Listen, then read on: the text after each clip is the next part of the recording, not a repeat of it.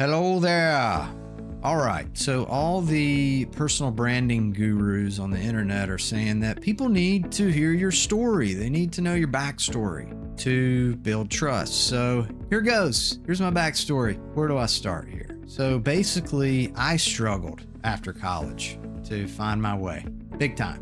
I was working part-time at Best Buy. I got recruited to join my friend's beverage company. So I was doing route sales, deliveries, marketing. I was doing like graphic design for brochures and stuff, going to all the trade shows. And after 2 years, they fired me because I was a binge drinker, right? I was a disaster. I was a hard employee to keep around. I tried following in my dad's footsteps after that. I got into insurance sales. I got licensed. I did the whole 9 yards. I got a Series 6 and 63. I did the whole thing. I suffered through that for close to 3 years until I had to admit to myself that I absolutely hated it.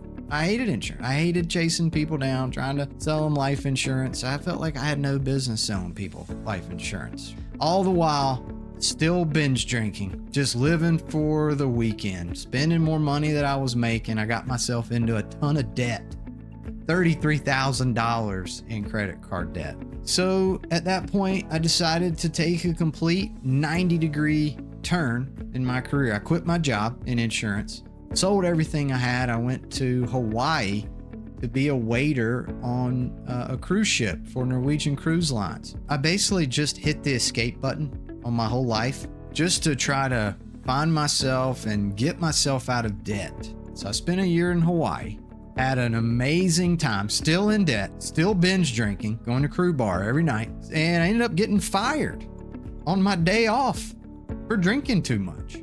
So I had to come back home, had to get a job.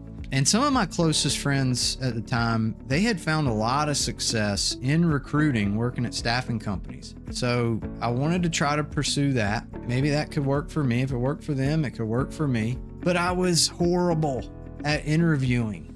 I was the worst. I got turned down by at least 9 staffing companies when I tried to think about it. 2 of them were even the staffing companies that my friends that they worked at, they tried to refer me in. They wouldn't even hire me.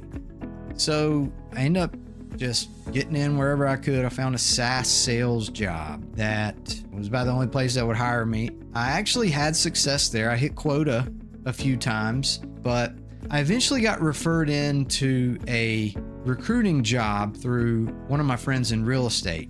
It was at Zip Realty. They had a central recruiting team. It was not commission based. It was $27 an hour, but I was happy for the opportunity. It was my foot in the door to get into recruiting. Turns out I was good at it. I was a top performer on the team. There was a few months there where I was bringing in 15 people a month into the agency force. My biggest month was 18 hires. They couldn't believe it, but overall, the company didn't feel like this central team was doing enough. So we all got laid off. Here I am back on the market, trying to interview with staffing companies, keep getting turned down. Finally, a company took a chance on me. It was Chapman Porterfield at Etain Group. He decided to hire me, and I will thank him until the day I'm dead. But the rest is history. I got into staffing. I started placing people in tech. I started building up my spread, getting promoted, and it's literally the only thing that I've ever been good at. It's the only place I've ever found success was in recruiting, and I love it. But we all love things that we're good at. It's easy to love the things that we're good at, but it goes deeper than that for me, I feel like. Helping other people land jobs actually helped me get my act together.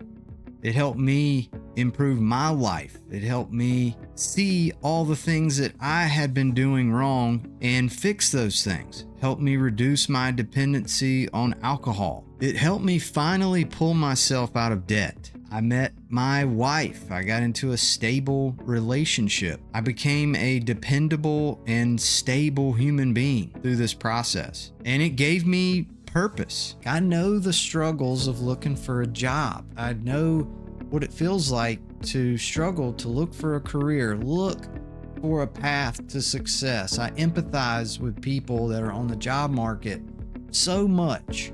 I empathize when I see terrible looking resumes because people don't know how to write good resumes. It's not something that you're born knowing how to do.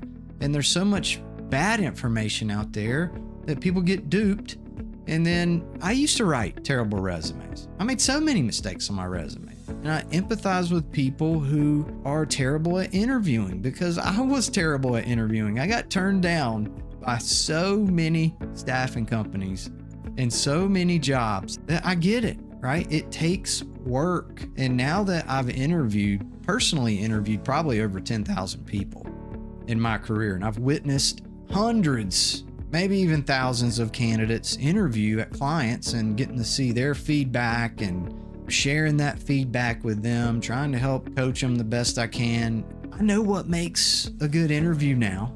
I know what makes a bad interview, and I can actually help people avoid all the stupid mistakes that I made and I've seen all these other people make.